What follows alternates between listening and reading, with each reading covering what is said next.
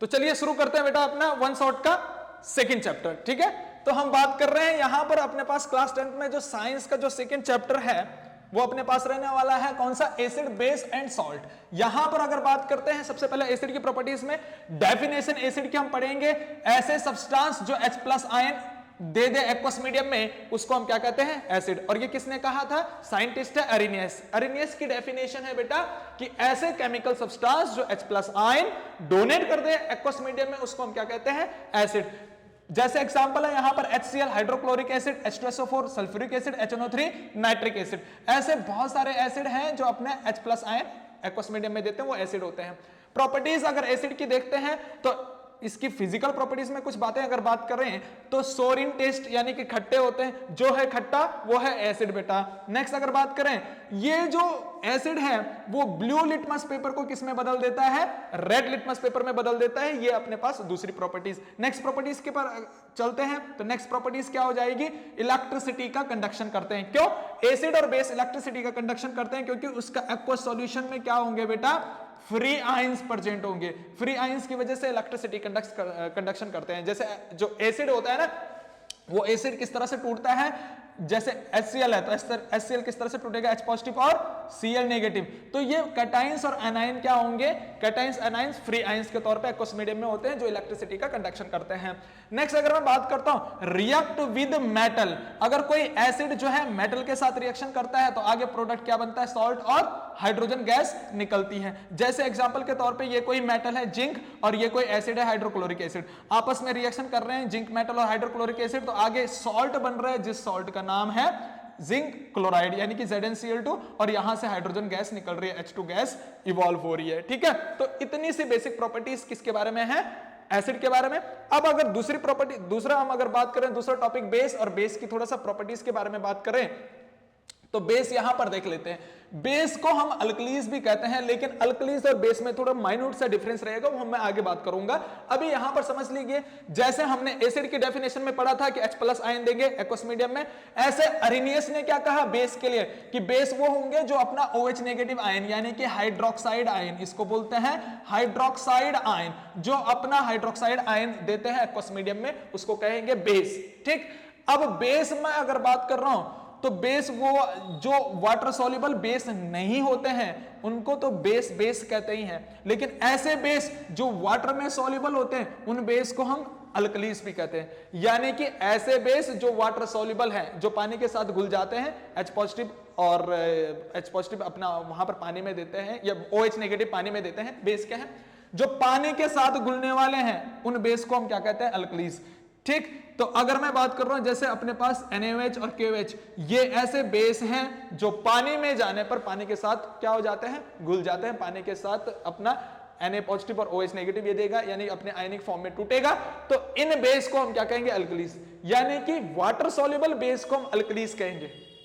ठीक, तो कहने का मतलब है ऐसे बेस जो वाटर के साथ सॉल्युबल हैं उनको अल्कलीज कहेंगे, लेकिन ऐसे बेस जो वाटर के साथ सॉल्युबल नहीं है उनको अल्कलीज नहीं कहेंगे। इसका मतलब इतना तो समझ में आता है कि जितने भी बेस हैं वो सारे के सारे अल्कलीज नहीं है, लेकिन सारे के सारे अल्कलीज क्या है, बेस। यानी कि ऑल अल्कलीज, क्योंकि अल्कलीज क्या है, ऐसे बेस जो पानी में सॉल्युबल है, तो ऑल अल्कलीज क्या हो जाएंगे बेटा, ऑल अल्कलीज आर बेस। ठीक, but all base are not alkalis. Very important, इस बात को याद रख लेना यहां पर। ठीक, अगर आगे बढ़ते हैं इसकी प्रॉपर्टीज के बारे में, बेस की प्रॉपर्टीज में अगर बात करते हैं बेटा, बिटर इन टेस्ट, एक चखने में क्या होता है, कड़वा, जो है कड़वा वो है बेस। सोपी टच होता है, छूने में जो है साबुन जैसा होता है, ठीक है, बिल्कुल स्मूथ सा। और अगर बात करें एसिड क्या करता है, ब्लू लिटमस को रेड में बदलता है, तो ये क्या करेगा, बेस क्या करेगा, रेड लिटमस को ब्लू में बदल देगा। ठीक है, ऐसे अगर बात करते हैं इसको अगर एसिड के साथ डालोगे तो न्यूट्रलाइजेशन रिएक्शन होगी, यानी कि ये बेस क्या करेगा, ये बेस क्या करेगा, एसिड को न्यूट्रलाइज कर देगा। ठीक, ऐसे अगर एग्जांपल देखते हैं इस न्यूट्रलाइजेशन रिएक्शन का, तो ये अपने पास बेस है स्ट्रॉन्ग बेस, और ये अपने पास क्या है, एसिड स्ट्रॉन्ग एसिड। दोनों को अगर मैंने मिला दिया तो यहां पर क्या बन गया, सॉल्ट एंड वाटर। इस रिएक्शन को कहते हैं न्यूट्रलाइजेशन रिएक्शन। काफी इंपॉर्टेंट रिएक्शन है न्यूट्रलाइजेशन रिएक्शन। ठीक है ना, एसिड बेस रिएक्शन को न्यूट्रलाइजेशन रिएक्शन कहते हैं, ये बात याद रख लेना, न्यूट्रलाइजेशन। ठीक है, न्यूट्रलाइजेशन रिएक्शन। आगे बात करते हैं, ये बेस की प्रॉपर्टीज भी कंप्लीट होगी। अब चलते हैं अपने पास इंडिकेटर। इंडिकेटर की अगर मैं बात करता हूं, इंडिकेटर ऐसे केमिकल सब्सटेंस होते हैं जो इंडिकेट करते हैं कि सॉल्यूशन क्या है, या तो एसिडिक है या फिर बेसिक, ठीक है ना। सॉल्यूशन आइदर एसिडिक है या बेसिक, वो जो इंडिकेट करता है उसको कहते हैं, ऐसे केमिकल सब्सटेंस को कहते हैं इंडिकेटर। अब अपने पास नेचुरल इंडिकेटर भी है, सिंथेटिक इंडिकेटर भी है। नेचुरल इंडिकेटर क्या होते हैं, अपने पास जो नेचुरल में पाए जाते हैं, नेचर में पाए जाते हैं, उसको कहते हैं नेचुरल इंडिकेटर। जैसे लिटमस है, तो लिटमस पेपर है, वो हमने बात करी है। लिटमस क्या करेगा कि भाई अगर एसिड में डालोगे तो ब्लू से रेड हो जाएगा, और बेस में डालोगे तो रेड से ब्लू हो जाएगा, ठीक है। तो लिटमस क्या है, नेचुरल इंडिकेटर है। दूसरा नेचुरल इंडिकेटर क्या है, टर्मरिक, हल्दी। हल्दी क्या होगा बेटा, अगर मैं उसको बेस में डालता हूं तो वो येलो से क्या हो जाता है, रेड हो जाता है, ठीक है ना। यानी कि टर्मरिक बेस में जाने पर रेड हो जाता है, एसिड में जाने पर उतना उसका येलो ही रहेगा, यानी कोई चेंज नहीं आएगा। ऐसे चाइना रोज नेक्स्ट अपने पास नेचुरल इंडिकेटर है, चाइना रोज, जो एसिड में डालने पर क्या हो जाता है, डार्क पिंक हो जाता है, और बेस में डालने पर क्या हो जाता है, ग्रीन हो जाता है। तो ये तीन अपने पास नेचुरल इंडिकेटर है, ये याद रखने हैं। फिर अपने पास ये दो सिंथेटिक इंडिकेटर है।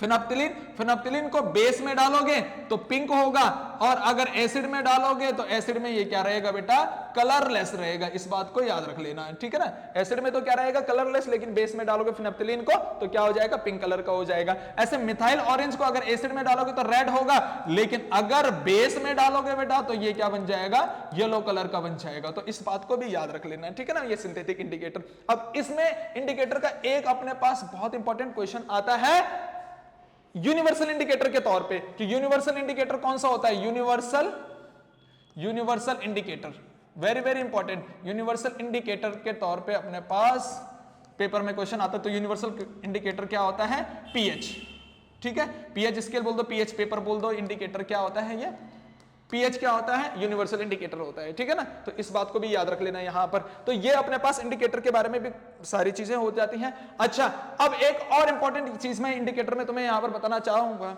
जो अपने पास होता है all factory indicator. All factory indicator, all factory indicator क्या होता है बेटा, ऑल फैक्ट्री इंडिकेटर उसे कहते हैं, ऑल फैक्ट्री का मतलब होता है सूंघने से, ठीक है ना। स्मेलिंग से जो ये बता दे कि एसिडिक या फिर बेसिक है, तो स्मेल करके, जैसे हम बात करते हैं अनियन है ना, जो प्याज होता है, ठीक है, गार्लिक होता है, तो उसकी स्मेलिंग से पता चलता है कि वो किस तरह से है ना। तो वो ऑल फैक्टर इंडिकेटर में आ जाएंगे। नेक्स्ट अगर बात करते हैं यहां पर इंडिकेटर के बाद chemical properties of acid. Next topic अपने पास रहेगा, fourth topic, chemical properties of acid. अगर मैं एसिड की बात करता हूं कि एसिड अगर मेटल के साथ रिएक्शन करता है, एसिड और मेटल जब रिएक्शन करते हैं तो सॉल्ट और हाइड्रोजन गैस बनता है, ये हमने अभी भी देखा, ठीक है ना। दूसरी बात क्या है कि अगर कोई एसिड कार्बोनेट के साथ रिएक्शन करे, कौन से कार्बोनेट, मेटल कार्बोनेट के साथ रिएक्शन करता है तो क्या बनता है, सॉल्ट, वाटर और CO2 गैस निकलती है। जिसका एग्जांपल मैं यहां पर ये दे रहा हूं कि मान लीजिए ये एसिड है और ये मेटल कार्बोनेट यानी सोडियम कार्बोनेट के साथ रिएक्शन कर रहा है, हाइड्रोक्लोरिक एसिड, तो यहां पर क्या बन रहा है, सोडियम का क्लोराइड यानी सोडियम क्लोराइड बन रहा है, सॉल्ट बन रहा है, वाटर निकल रहा है और CO2 गैस यहां से रिलीज हो रही है, ठीक है ना। तो इस बात को याद रख लेना। और दूसरा प्रॉपर्टीज अगर बोले कि अगर कोई एसिड मेटल ऑक्साइड के साथ रिएक्शन करता है तो वो क्या बनता है, सॉल्ट एंड वाटर। जैसे मान लीजिए कोई एसिड है HCl और कोई मेटल ऑक्साइड है, मान लीजिए मैं कोई मेटल ऑक्साइड यहां पर बात कर रहा हूं कि कोई भी मेटल ऑक्साइड तुम बात कर सकते हो, जैसे Na2O, ये NO2 क्या है, सोडियम ऑक्साइड, ठीक है। अगर ये इसके साथ रिएक्शन कर रहा है तो आगे क्या बनेगा, NaCl बनेगा और प्लस H2O इस तरह से निकलेगा। तो ये अपने पास क्या हो जाएगा, हाइड्रोक्लोरिक एसिड, और ये मेटल ऑक्साइड क्या है, सोडियम ऑक्साइड। अगर रिएक्शन कर रहा है तो सोडियम क्लोराइड यानी कि सॉल्ट बन रहा है, मेटल सॉल्ट, और ये वाटर इस तरह से यहां पर रिलीज हो रहा है, ठीक। नेक्स्ट अगर मैं बात करता हूं chemical properties of base, chemical properties of base की बात करते हैं तो अगर बेस ने एसिड के साथ रिएक्शन करा तो सॉल्ट और वाटर बनता है। इस रिएक्शन को कहते हैं क्या, neutralisation reaction. Very very important, ये पेपर में आता है, मैंने बताया था अभी, है ना। न्यूट्रलाइजेशन रिएक्शन क्या है, कोई बेस जैसे NaOH है और एसिड क्या है, जैसे HCl है, इसके साथ रिएक्शन करा तो आगे क्या बनेगा, NaCl प्लस वाटर, ठीक है। तो इसको न्यूट्रलाइजेशन रिएक्शन कहते हैं। एसिड बेस रिएक्शन को क्या कहते हैं, न्यूट्रलाइजेशन रिएक्शन कहते हैं, ठीक। ऐसे अगर मैं बात करता हूं कि अगर कोई बेस नॉन मेटल ऑक्साइड के साथ रिएक्शन करता है, मान लीजिए कोई बेस है, ये NaOH क्या है, बेस है, नॉन मेटल ऑक्साइड के साथ रिएक्शन कर रहा है, मान लीजिए नॉन मेटल ऑक्साइड क्या अपने पास CO2, ठीक है, ये कार्बन डाइऑक्साइड है, ये नॉन मेटल ऑक्साइड है, इसके साथ रिएक्शन कर रहा है तो आगे सॉल्ट बनेगा, यानी कि जो सॉल्ट बनेगा ये बनेगा अपने पास Na2CO3 और प्लस क्या बनेगा यहां पर H2O, वाटर निकल गया, ठीक है ना। तो इस तरह से अपने पास बन गया, यानी कि ये अपने पास सोडियम हाइड्रोक्साइड बेस है, ये CO2 अपने पास क्या है, नॉन मेटल ऑक्साइड। रिएक्शन हुआ तो सोडियम कार्बोनेट बना और वाटर इस तरह से यहां पर रिमूव हो गया, तो यानी कि ये सॉल्ट और ये वाटर यहां पर बन गया, ठीक है। नेक्स्ट अगर बात करते हैं बेटा, छठे पॉइंट की तरफ चलते हैं, सिक्स टॉपिक की तरफ चलते हैं। यहां पर है strength of acid and base. PH scale पे जो स्ट्रेंथ अगर हम बात करते हैं एसिड बेस की, तो जो पीएच वैल्यू होती है किसके लिए, एसिड के लिए, वो क्या होता है 7 से कम, लेस देन 7। बेस के लिए क्या होती है 7 से ज्यादा, और 7 किसके लिए होता है, जो न्यूट्रल होता है, जैसे वाटर होता है ना, वाटर क्या होता है न्यूट्रल, ठीक है ना। तो उसके लिए क्या हो जाएगा, पीएच की वैल्यू 7 हो जाएगा। अब अगर मैं बात करता हूं इंपॉर्टेंट पीएच जो पेपर में भी पूछे जाते हैं, टूथ डिके यानी कि दांतों का जो सड़ना होता है बेटा, वो किस पे, अगर पीएच की वैल्यू क्या हुई लेस देन 5.5, अगर पीएच की वैल्यू हुई तो दांत सड़ने लग जाते हैं, टूथ डिके करने लग जाते हैं, दांत खराब होने लग जाएंगे, इस बात को याद रखना ना। सॉइल ट्रीटमेंट में पीएच का काफी इंपॉर्टेंट रोल होता है। पीएच क्या करता है, जैसे कुछ सॉइल क्या होती है, किसी का पीएच किसी क्रॉप के लिए इंपॉर्टेंट होता है, जैसे ब्लैक सॉइल का पीएच एसिडिक होता है, ठीक है ना। तो एसिडिक पीएच किसी क्रॉप के लिए इंपॉर्टेंट होंगी, कोई बेसिक पीएच वाली सॉइल किसी क्रॉप के लिए इंपॉर्टेंट होगी, तो क्रॉप प्रोडक्शन में भी सॉइल ट्रीटमेंट के लिए पीएच का काफी इंपॉर्टेंट रोल होता है। नेक्स्ट अगर मैं बात करता हूं पीएच ऑफ स्टमक, यानी कि जो गैस्ट्रिक जूस का पीएच है, हमारे स्टमक में क्या होता है, HCl होता है ना, हाइड्रोक्लोरिक एसिड होता है, और हाइड्रोक्लोरिक एसिड होने की वजह से इसका जो पीएच होता है स्टमक का, वो क्या होता है, एसिडिक पीएच होता है। क्या होता है, एसिडिक। और कितना पीएच होता है, 1.5 से लेकर 3.5 तक इसका गैस्ट्रिक जूस का पीएच होता है, इस बात को याद रख लेना, गैस्ट्रिक जूस, ठीक है ना। कौन सा एसिड होता है हमारे स्टमक में, कौन सा एसिड होता है, हाइड्रोक्लोरिक एसिड HCl, ठीक है ना। और ये हाइड्रोक्लोरिक एसिड क्या करता है, प्रोटीन का डाइजेशन में भी हेल्प करता है, और उन माइक्रो ऑर्गेनिज्म को किल करता है जिनसे हमें डिजीज कॉजिंग माइक्रो ऑर्गेनिज्म जो होते हैं उन, यानी कि डिजीज कॉजिंग माइक्रो ऑर्गेनिज्म या फिर पैथोजेंस को किल करने का भी काम ये करता है, ठीक। वाटर का पीएच मैंने तुम्हें बताया कि वाटर का पीएच कितना होता है 7, यानी न्यूट्रल होता है, ठीक है। अब हम बात करते हैं नेक्स्ट टॉपिक पे, चलते हैं सॉल्ट पे। नेक्स्ट टॉपिक यहां पर हमारे पास रहने वाला है सॉल्ट, ठीक है। अगर मैं इसमें सॉल्ट की बात करता हूं बेटा, तो डेफिनेशन क्या हो जाएगी, एसिड बेस को मिलकर जो बनता है, न्यूट्रलाइजेशन रिएक्शन हो रही है ना, एसिड बेस को मिलकर जो बन रहा है, तो वो क्या बन रहा है, सॉल्ट और वाटर। तो इसका मतलब है न्यूट्रलाइजेशन रिएक्शन का जो प्रोडक्ट होगा, एसिड बेस को मिला के जो प्रोडक्ट बनेगा वो क्या होगा, सॉल्ट होगा। जैसे अब यहां पर सॉल्ट के टाइप देखना, सॉल्ट के कितने टाइप होते हैं, यहां पर सॉल्ट के 3 टाइप है बेटा, ठीक। न्यूट्रल सॉल्ट कब होगा, यानी कि एसिड प्लस बेस को मिलकर क्या बना है, सॉल्ट बना है बेटा, ठीक। न्यूट्रल सॉल्ट कब होगा, जब एसिड भी क्या होगा, स्ट्रॉन्ग, और बेस भी क्या होगा, स्ट्रॉन्ग, ठीक। जैसे मैं बात करता हूं एसिड में, अगर मैं बात करता हूं HCl स्ट्रॉन्ग एसिड है, बेस में क्या है NaOH स्ट्रॉन्ग बेस है, इन दोनों से जो सॉल्ट बनेगा NaCl वो क्या होगा, न्यूट्रल, क्योंकि इसका एसिडिक वाला पोर्शन भी स्ट्रॉन्ग है और बेसिक वाला पोर्शन भी स्ट्रॉन्ग है, तो ये क्या बन गया, न्यूट्रल सॉल्ट। आई बात समझ में, NaCl न्यूट्रल सॉल्ट हो गया। या फिर अगर मैं बात करता हूं न्यूट्रल सॉल्ट कब होगा, जब ये एसिड वाला पोर्शन भी वीक हो और बेस वाला पोर्शन भी क्या हो, वीक, यानी कि दोनों ही पोर्शन वीक। अगर एसिड और बेस दोनों स्ट्रॉन्ग होंगे तब भी न्यूट्रल सॉल्ट बनेगा, एसिड और बेस दोनों वीक होंगे तब भी न्यूट्रल सॉल्ट बनेगा।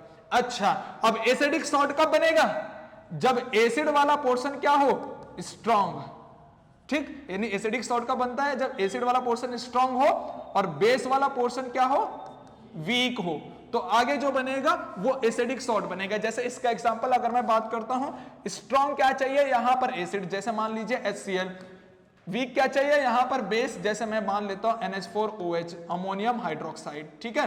अब इसका जो रिएक्शन होगा, ये NH4 पॉजिटिव के साथ ये Cl नेगेटिव जाएगा, आगे बनेगा NH4Cl, यानी कि अमोनियम क्लोराइड, ये अमोनियम क्लोराइड बन गया बेटा, ये अमोनियम क्लोराइड, ठीक है। ये अमोनियम क्लोराइड आगे बन गया, प्लस यहां से वाटर रिमूव हो चुका है। अब एक बात ध्यान सुनना, ये जो बेस है यहां पर ये NH4 कहां से आया, वीक बेस से, और Cl कहां से आया, स्ट्रॉन्ग एसिड से।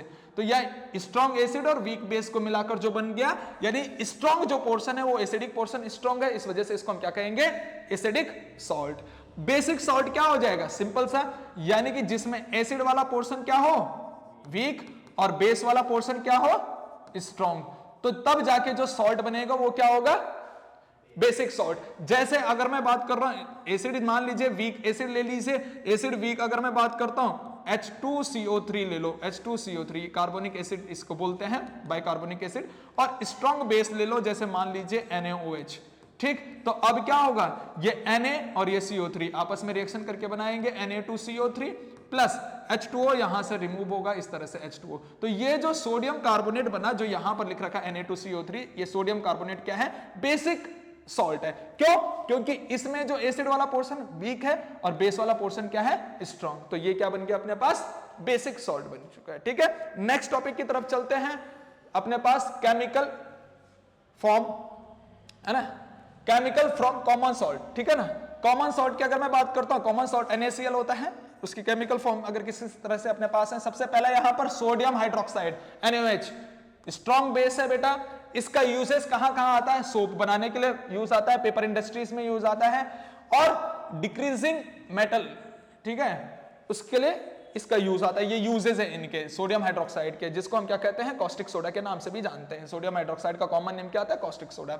दूसरा अपने पास ब्लीचिंग पाउडर है, ब्लीचिंग पाउडर का ये कॉमन नेम है, कॉमन नेम है ब्लीचिंग पाउडर। और फॉर्मूला क्या है, CaOCl2। अगर मैं इसका केमिकल नेम बोलता हूं तो क्या हो जाएगा, कैल्शियम ऑक्सीक्लोराइड। अब इसका यूज कहां कहां होता है, कैल्शियम ऑक्सीक्लोराइड का यूज कहां होता है, डिसइंफेक्टेंट वाटर के तौर पे यूज होता है, ब्लीचिंग कॉटन के तौर पे यूज होता है, यानी कि ब्लीचिंग वाटर का लॉन्ड्रीज वगैरह में यूज होता है, इसका कपड़े कपड़े साफ करने के लिए। ठीक है, ब्लीचिंग वाटर, ब्लीचिंग पाउडर बनता कैसे है, जब कैल्शियम हाइड्रोक्साइड के साथ, कैल्शियम हाइड्रोक्साइड के साथ अगर मैं Cl2 गैस पास करता हूं तो तब क्या बनता है, यहां पर CaOCl2 यानी कि ब्लीचिंग पाउडर बनता है। ये चीज काफी इंपॉर्टेंट है। नेक्स्ट अपने पास है बेकिंग सोडा। बेकिंग सोडा का फॉर्मूला अपने पास होता है NaHCO3, यानी कि अगर इसका बेकिंग सोडा तो इसका कॉमन नेम है, लेकिन अगर मैं इसका केमिकल नेम बोलता हूं तो सोडियम हाइड्रोजन कार्बोनेट या फिर सोडियम बाइकार्बोनेट इसका केमिकल नेम है। ठीक है, बेकिंग पाउडर इसको जो है किस तौर पे, बेकिंग सोडा किस तौर पे यूज आता है, बेकिंग पाउडर यानी खाना बनाने में इसको यूज आता है। ठीक है, और फायर एक्सटिंग्विशर के तौर पे ये इसका काम आता है। ठीक, नेक्स्ट अगर मैं बात करता हूं वॉशिंग सोडा, वॉशिंग सोडा का फॉर्मूला याद रखना है क्या, Na2CO3.10H2O। यहां पर 10H2O वाटर का क्रिस्टलाइजेशन होता है, वाटर ऑफ क्रिस्टलाइजेशन इसको बोलते हैं। अब इसका फॉर्मूला तो ये हो गया। अब ये वॉशिंग सोडा किससे बनता है, बेकिंग सोडा से ही बनता है। अगर मैं ये NaHCO3 को हीट करता हूं ना बेटा, तो क्या बनता है अपने पास, Na2CO3 बनता है, Na2CO3 plus H2O plus CO2, इस तरह से यहां से निकलता है। अब वो H2O अगर मैंने 10H2O इसके साथ जोड़ दिया तो क्या बन जाता है, वार्षिक सोडा बन जाता है। ठीक है ना।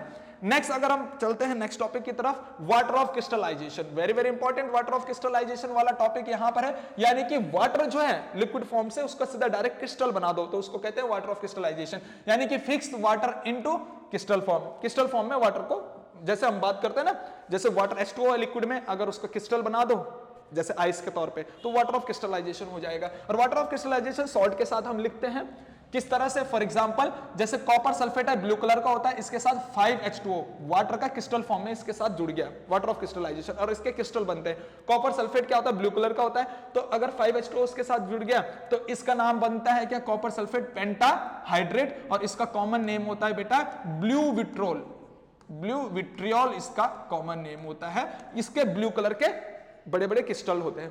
ऐसे अपने पास दूसरा एग्जांपल दे रखा है जिप्सम, और जिप्सम क्या होता है, calcium sulphate calcium sulphate dihydrate 2H2O यहां पर। ठीक है ना, जो जिसको हीट करके हमारे पास आगे POP बनता है, प्लास्टर ऑफ पेरिस। ठीक है ना, इसको अगर 373 केल्विन पे अगर हीट करेंगे, यानी 100 डिग्री सेंटीग्रेड पे इसको हीट करेंगे तो आगे अगर मैं इसको बोलता हूं, यानी 100 डिग्री सेंटीग्रेड पे अगर मैंने हीट करा, यानी कि केल्विन में क्या हो जाएगा, 373 केल्विन पे अगर इसे हीट करा तो क्या बनेगा बेटा, calcium sulphate dot half H2O, जो कि अपने पास हो जाता है कैल्शियम सल्फेट हेमीहाइड्रेट, यानी कि POP बना देता है ये जिप्सम से। ठीक है ना, तो यहां पर जो ये H2O है वो क्रिस्टल फॉर्म में है। ठीक है, लिक्विड फॉर्म में नहीं है, क्रिस्टल फॉर्म में, जिसको बोलते हैं वाटर ऑफ क्रिस्टलाइजेशन। अब यहां पर पूरा चैप्टर तो कंप्लीट हो चुका है। कौन कौन से टॉपिक पे तुमने इस चैप्टर में बहुत इंपॉर्टेंट फोकस करना है पेपर के पॉइंट ऑफ व्यू से, देखो बेटा, मस्ट रिमेंबर कौन कौन से टॉपिक याद रखने तुम लोगों ने इस चैप्टर में, definition of acid and base जो हमने सबसे पहले करा है। ठीक है, उसके बाद पीएच स्केल का इंपॉर्टेंस, दूसरे टॉपिक इस पे ध्यान देना है। तीसरा हमने रिएक्शन विद इक्वेशन, मैंने जो रिएक्शन इक्वेशन बताई है उन पे ध्यान देना है। इंडिकेटर्स पे ध्यान देना है, कलर चेंज पे ध्यान, किस तरह से वो इंडिकेटर कलर चेंज कर रहे हैं उस पे ध्यान देना है। Chemicals from common salt, common salt किन किन केमिकल से बनता है जो अभी मैंने यहां पर ऊपर बताया है उसके बारे में। एंड वाटर ऑफ क्रिस्टलाइजेशन, जो ये सारी चीज है, ये इंपॉर्टेंट टॉपिक है, पेपर में इन्हीं टॉपिक से इस चैप्टर में आएगा। तो इतना इस चैप्टर का अपने पास वन शॉट में कंप्लीट हो चुका है। सक्सेस मतलब ग्लोबल वननेस।